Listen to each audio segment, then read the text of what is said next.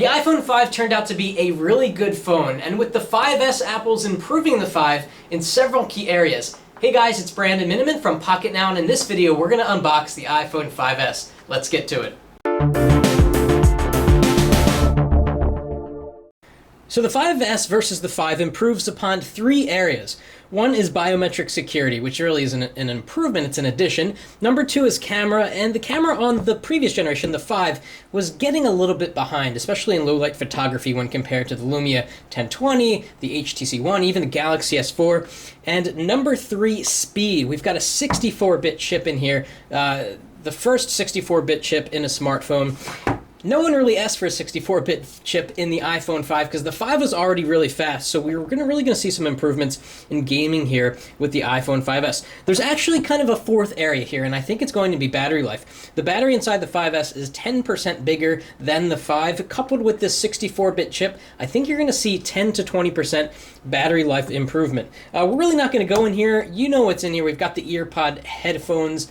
They still have those. We've got the lightning connector.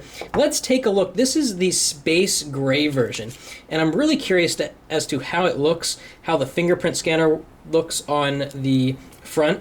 So taking off the front or the back cover carefully. Really nice contrast here between the gray and the black. I was hesitant to get the black because last year's black really showed nicks here in the corner, but now we get a more kind of a lighter finish here than last year's model. So taking off the front, oh yeah, that's good stuff. Let's look at this fingerprint sensor here. So now the home button is no longer a curved divot, it's this little flat mark, and let's see how that feels. It feels like a home button. It really doesn't feel very much different than the curved home button that we've been used to for a really long time.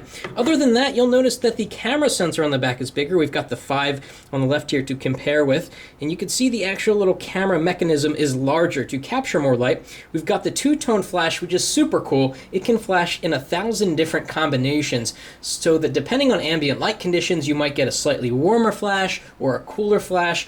None of this really bright white flash thing that happens with all of these devices that have LED flashes. Apple finally did something about that problem.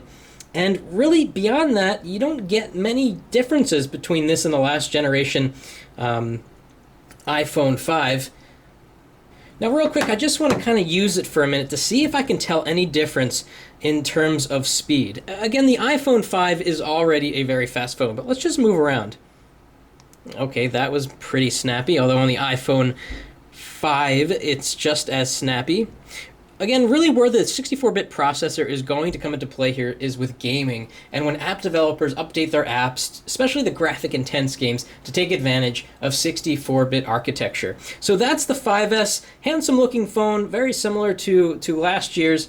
Can't wait to mess around with the fingerprint sensor and to take some pictures. We've got so much more coming up on the 5S, and drop us some questions if you have any while we're doing the unboxing process, getting it set up and testing it for the first time. If you like this video, please shoot us a thumbs up, and thanks for watching. That's it for now.